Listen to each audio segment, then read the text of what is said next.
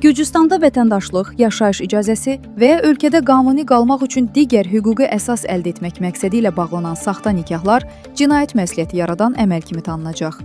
24 News xəbər verir ki, bu barədə Daxili İşlər Nazirliyinin hazırladığı qanunvericilik təşəbbüsündə əksini tapıb.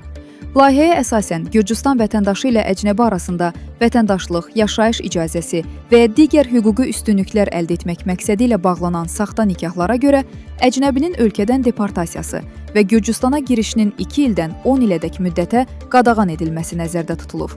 Bundan əlavə cərimə 1 ildən 2 ilədək ev dustaqlığı və ya 2 ilədək azadlıqdan məhrum etmə cəzası tətbiq oluna bilər.